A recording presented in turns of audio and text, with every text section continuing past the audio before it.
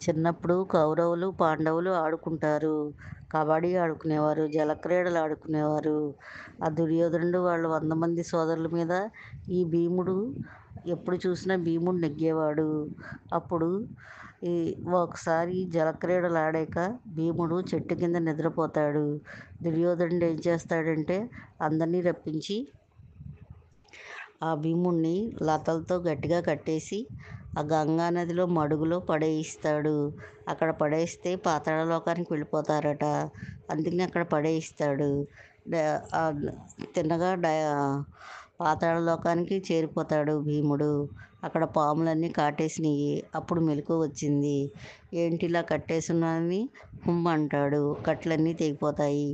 అక్కడ పాములన్నీ మీద పడి యుద్ధం చేస్తుంటే వాటిని చితక్కొడతాడు. కొన్ని చచ్చిపోయినాయి. కొన్ని పరిగెట్టుకెళ్ళి వాళ్ళ రాజు వాసుకి దగ్గరికి వెళ్ళి చెప్తారు. ఇంతట్లోకి ఆర్యకుడు వస్తాడు. ఆర్యకుడు అక్కడ పెద్ద ఆయన. ఆయన దగ్గర ఆయన అంటాడు, అలా అయితే నాకు అర్థమైంది. ఇప్పుడు వచ్చిన వాళ్ళు ఎవరో మన నాగజాతి ఆడబిడ్డ ఈ అబ్బాయి అని చెప్తాడు. అప్పుడు బాబు నువ్వు మాకు మనవడివి అని చెప్తే భీముడు అంటాడు, తాతగారు దండం, వీళ్ళందరూ నా మీద యుద్ధానికి వస్తే నేను యుద్ధం చేశాను తప్ప వాళ్ళ మీద నాకు కోపం లేదు అని చెప్తాడు. అవును, వాళ్ళు యుద్ధానికి వస్తే క్షత్రియుడు యుద్ధం చేయక ఏం చేస్తావు అని చెప్తాడు. అప్పుడు వాసుకి ఆర్యకుడు భీముడికి అక్కడ నాగామృతాన్ని వేల కొలది కుండల్లో చూపిస్తారు. ఇది తాగమంటారు. భీముడు 8 కుండల్లో నాగామృతాన్ని తాగుతాడు. భీముడికి మత్తు వస్తుంది, పడుకుంటాడు. అప్పుడు ఈ వాసుకి వాళ్ళు 8 రోజులు పాతాళలోకంలో అట్టిపెట్టుకుంటారు. తర్వాత ఆ నాగదేవతను ఇచ్చి కుంతీదేవికి అప్పచెప్తారు. ఈ లోపల కుంతీదేవి భీముడు కనబడట్లేదని ఏడుస్తుంది. అప్పుడు ధృతరాష్ట్రుడికి ఇంకో కొడుకున్నాడు, యుయుత్సుడు అనే కొడుకు.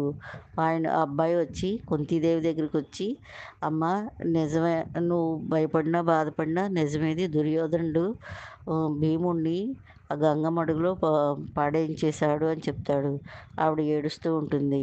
అంతట్లోకి ఆకాశవాణి పలుకుతుంది, నువ్వు భయపడకమ్మా, భీముడు తిరిగి వస్తాడు అని చెప్తుంది. అంతట్లోకి విదురుడు కూడా వస్తాడు.